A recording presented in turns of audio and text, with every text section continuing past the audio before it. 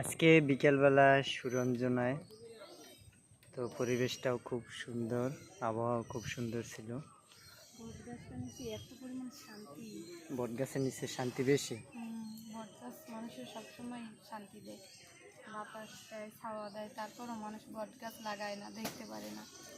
কিসের জন্য জানো? ও অনেকখানি জায়গা ব্যয় করে এই কারণে। মানে এত যে উপকার করে এগুলো মানুষের মনে রাখে না। বট গাছের এত গাছ আছে, সব গাছের চেয়ে কিন্তু বট গাছের ছাওয়া এত ঠান্ডা লাগে, এই জন্যই ও আলাদা সব গাছের চেয়ে নাকি বেশি উপকার করে, বাট ওরেই দেখতে পারে না।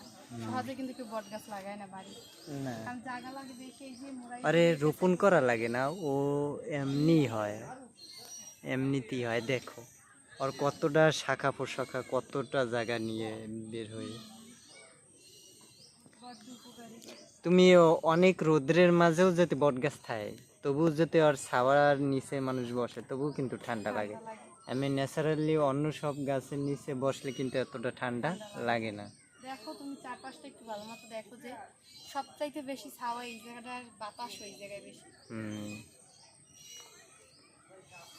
তবে আমাদের এই জন্য বড় অন্য অন্য গাছের সাথে বট গাছও রোপণ করা উচিত, যাতে প্রকৃতির ভারসাম্য বজায় থাকে এবং মানুষ যেন বট গাছের নিচে বসে একটা শান্তি, অন্য রকমের শান্তি অনুভব করতে পারে। দেখো তরে নৌকা, হ্যাঁ। এই যে বট গাছটা লাগাইছে, বট গাছটাও কিন্তু আস্তে আস্তে অনেক বড় হবে, অনেক বড় হবে বট গাছটা। দেখতো বট খাবারগুলো আছে না, এগুলো লাগাইছি। বিভাজে নতুন বাড়িছে না, আপডেট যেটা ক্যামেরা। পিছনের দৃশ্যটা দেখো, শুধু জঙ্গল আর জঙ্গল। ও বাবা, এ কে রে আমাদের পিছনে? আমরা তো আরে দেখেই নেই এতক্ষণ।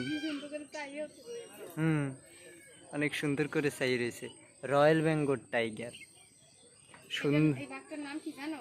কি নাম হচ্ছে কমল। আমার নাম?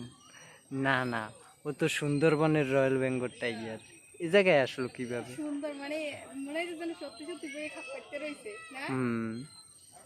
হঠাৎ করে দেখলে কেউ লাভ দিয়ে উঠবে, কিন্তু গায়ের রংটা ধূসর হয়ে গেছে, একটু কালো হইলে ভালো হইতো না। মানে বৃষ্টিতে কালার ঝলসে গেছে, রোদ্রে বৃষ্টিতে, এই জন্য। তুমি ডরাও, হ্যাঁ একসাথে তিনজন হচ্ছে ছবি তুলতে আসে। দেখো আমরা তো মূলত অরিজিনাল বাঘ দেখতে পারবো না দূর থেকে, তবু এইটা দেখে একটু সান্ত্বনা পাইছি কি।